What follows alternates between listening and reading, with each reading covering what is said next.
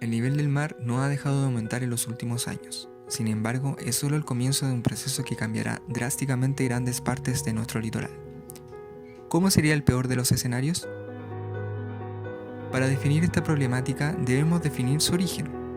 El dióxido de carbono entra en la atmósfera desde los volcanes, materia vegetal en descomposición, criaturas que respiran y la superficie del mar. Y salen de la atmósfera cuando las plantas los usan durante la fotosíntesis, cuando los reabsorbe nuevamente el océano o cuando es almacenado en el suelo y los sedimentos. Esto se conoce como el ciclo del carbono y es el motor de la vida en la Tierra. ¿Cuál es la conexión con el clima? Cuando ese dióxido de carbono está en el aire esperando ser reabsorbido, atrapa una parte del calor del Sol que de otro modo escaparía al espacio. Por eso el dióxido de carbono se llama gas de efecto invernadero. Se crea un manto cálido conocido como efecto invernadero que evita que la Tierra se congele como Marte. Cuanto más dióxido de carbono en la atmósfera espera ser limpiado, más cálida se vuelve la Tierra.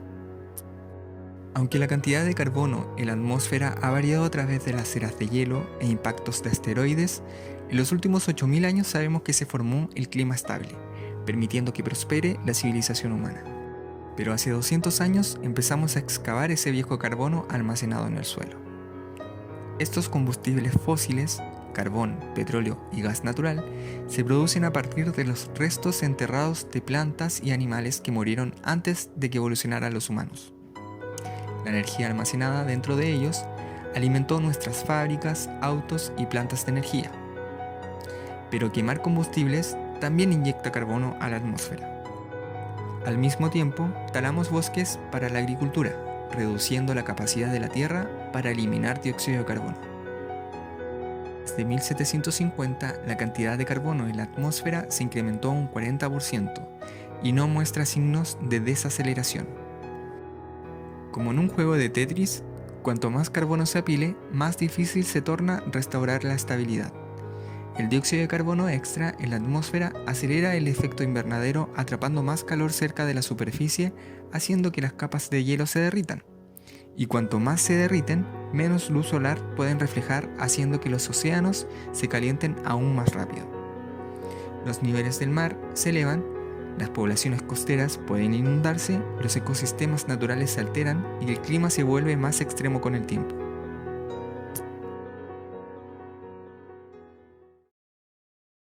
Análisis de temperaturas y niveles de los océanos a nivel global. La motivación de nuestro grupo por realizar este proyecto radica principalmente en que grandes urbes densamente habitadas en el planeta podrían ser destruidas a causa del aumento del nivel del mar, generando graves consecuencias de distinta índole a futuro, producto del cambio climático que enfrentamos hoy como humanidad.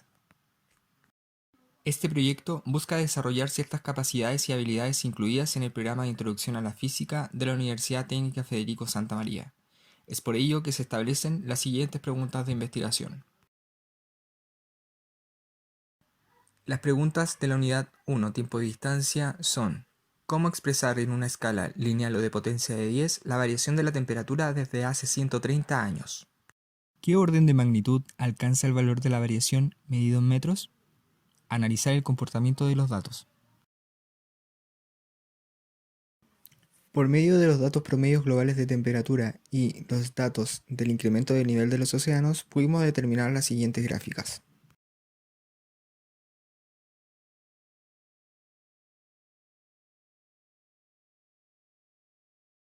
Abarcando a la muestra de datos correspondiente a la medición de niveles oceánicos, se obtuvo la resolución a dos problemáticas propuestas en el proyecto. En el caso de la representación a escalas de la información, se optó por la del tipo lineal, estableciéndose un intervalo de 10 años con valores promedios de 68,95 metros, correspondientes a la variación de las muestras. Y respecto a la otra inquietud, a partir de estos mismos resultados, se identificó el orden de magnitud, el cual corresponde a 2. Pregunta de la unidad 2, mediciones, es: ¿qué error o desviación presentan los datos analizados por el instrumento a utilizar? Esta pregunta se relaciona con la unidad de mediciones, el cual usaremos el gráfico de temperatura y nivel oceánico. Con este gráfico analizaremos la dispersión de datos de la temperatura entre los años 1880 y 2016. Se analizaron 137 datos de temperatura entre estos años.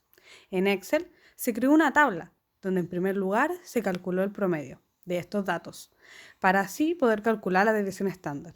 Con cada dato se restó con el promedio obtenido y se elevaron al cuadrado. Y finalmente se calculó el cociente de estos 137 datos. Por lo tanto, se puede observar que los datos que abarcan estos 136 años presentan una desviación estándar de 0,31 grados Celsius. Esto representaría la diferencia de cada valor de la temperatura. En conclusión, podemos señalar que entre estos años ha habido una baja dispersión de temperatura. Las preguntas de la unidad 3, rapidez de cambio, son: encontrar el modelo matemático que define el comportamiento de los datos obtenidos y darle una interpretación a sus componentes. ¿Se pueden proyectar los datos para predecir qué variación tendrá el aumento del nivel de los océanos?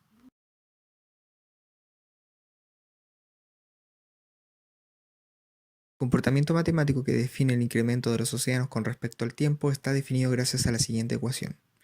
Este, por medio de sus componentes, nos ayuda a predecir qué comportamiento tendrá en el futuro.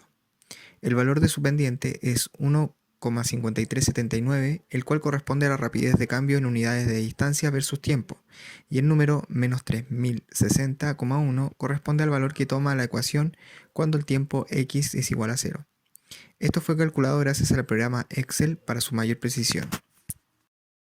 Se concluye entonces que el nivel de los océanos ha aumentado y que esto tiene correlación con un aumento de temperatura en los mismos, y que en un futuro estos cambios serán cada vez más bruscos.